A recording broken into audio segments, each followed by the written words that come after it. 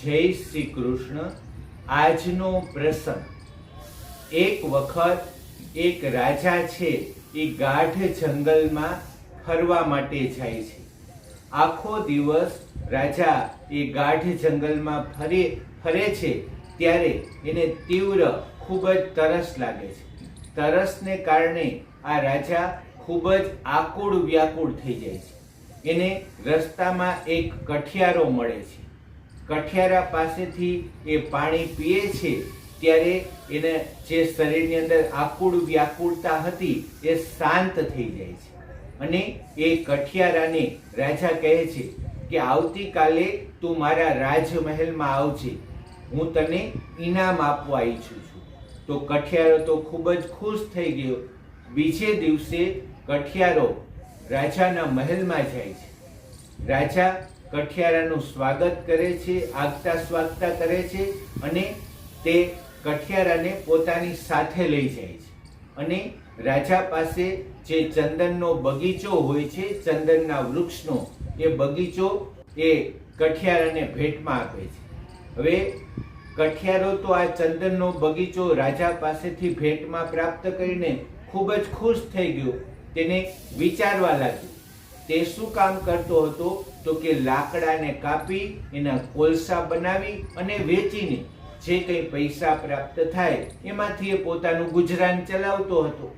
હવે રાજા તો આ ચંદનનો બગીચો કઠિયારાને આપી દીધો।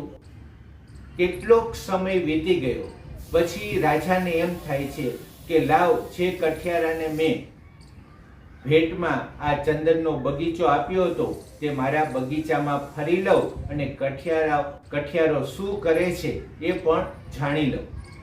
થોડાક સમય પછી રાજા જ્યારે આ કઠિયારાના જે ચંદનના બગીચામાં જાય છે ત્યારે શું જોવે છે તો કેટલીક જગ્યાએ ચંદનના લાકડા છે એ બળી રહ્યા હતા। તે કઠિયારાને મળે છે અને પૂછે છે કે તું શું કરે છે તો કે તમે આપેલો આ ચંદનનો બગીચો છે એના લાકડા કાપી એમાંથી કોલસા બનાવી વેચી અને મારું ગુજરાન ચલાવું છું।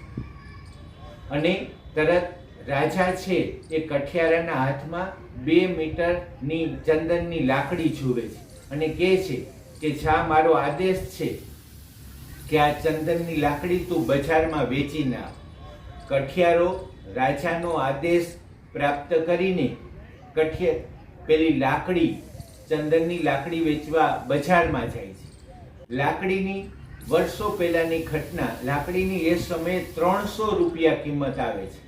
હવે આવીને કઠિયારો રાજાને બધી વાત કરે છે અને તે રાજાના પગમાં પડી અને પસ્તાવો વ્યક્ત કરે છે કે ખરેખર મારી ખૂબ જ મોટી ભૂલ થઈ ગઈ। જો આ ચંદનની લાકડી એમને એમ કોલસા કર્યા વગર વેચી હોત તો પણ અનેક ગણી કિંમત મને પ્રાપ્ત થાત, પણ કઠિયારો છે એ ચંદનની કિંમત જાણતો ન હતો। એને તો પોતાના સ્વભાવ પ્રમાણે લાકડા કાપી એમાંથી કોલસા બનાવી અને વેચીને ગુજરાન ચલાવતો હતો। એ જ રીતે રાજાએ આપેલા આ ચંદનના બગીચાનું પણ કઠિયારાએ ધીમે ધીમે ચંદનના વૃક્ષ કાપી એમાંથી લાકડા બનાવી અને વેચીને ગુજરાન ચલાવતો હતો।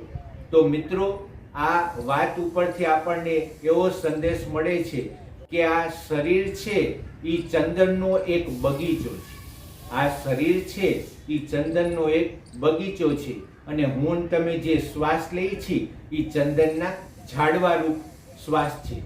તો માનવ છે એ પોતાનો કિંમતી સમય છે એ રાગ, દ્વેષ, ઈર્ષા, ક્રોધ આવા સ્વભાવ કેળવે છે। એને કારણે ધીમે ધીમે આપણા જે શ્વાસોશ્વાસ છે અને આયુષ્ય પૂર્ણ થતું જાય છે। એને બદલે વ્યક્તિ છે જીવે ત્યાં સુધી તો લોકો યાદ કરે, પણ કાયમને માટે લોકો યાદ કરે એના માટે સત્ય, કરુણા, પ્રેમ, દયા, લાગણી, મમતા આવા ગુણો રૂપી ચંદનના વૃક્ષો માણસોએ સમાજમાં વાવવા જોઈએ। અસ્તુ।